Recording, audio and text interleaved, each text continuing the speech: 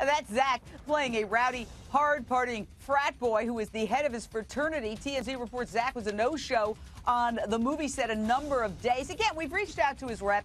They're not commenting at this time. Back to the Lions Den. Dorothy Cassasari. I gotta say that sometimes it's like method acting. I mean, you're supposed to play a wild, out-of-control guy in a movie. Could that sort of be contagious to your real personality? You hear about these actors like assuming roles, dropping 40 pounds for this role or that role.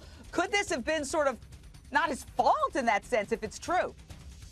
Oh, you raise a very good point. Absolutely. I mean, a lot of times, you know, these actors, especially young actors, they get so caught up in their work and so caught up in, you know, impressing the fans and impressing the people that they're working with that they really do live and breathe the role. And so potentially that did have something to do with his partying. But Jane, I just want to bring up one point very quickly. His new movie, Parkland, is premiering on October 6th, and this is about JFK. And isn't it interesting that now, 5 months later, this report's coming out about him being in rehab? Do you think that that timing is a little bit strange? Ooh, very interesting, you conspiracy theorist, you. Listen, I'm not the one to point a finger at anybody. I'm 18 years sober, but you should have seen me before I got sober 18 years ago.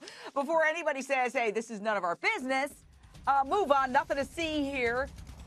It's a serious subject that we need to talk about because there's been tragedies that have made stories like this impossible to ignore. And I'm talking about Glee star Corey Monteith, the handsome, talented, on top of the world, brilliant actor until he OD'd on heroin and alcohol in his hotel room just 2 months ago. What a tragedy. So, Anna David, afterpartychat.com, you talk about sobriety. Like it or not, these stars are role models for kids. Kids mimic their behavior, good or bad. And it's incumbent upon us to discuss these issues. It's not just gossip. There's an important issue at the heart of this, and it's called sobriety and addiction. Well, absolutely. And I mean, maybe there is some truth to, you know, playing a fraternity guy is going to increase the rowdy behavior, but nobody goes to treatment unless their problem is severe. And I thought it was interesting that the report said, oh, he was treated for alcohol abuse and alcoholism. And then there was a report, oh, no, it was more serious. It was cocaine addiction. It's all serious. If you're going to rehab, it's serious. It doesn't matter if it's for cocaine addiction or alcoholism. And, you know, many young stars do develop problems with addiction. It doesn't mean being a young star because you're in Hollywood, you're going to end up an addict. It just means that, you know, the brain is not fully formed until you're 25 or 26.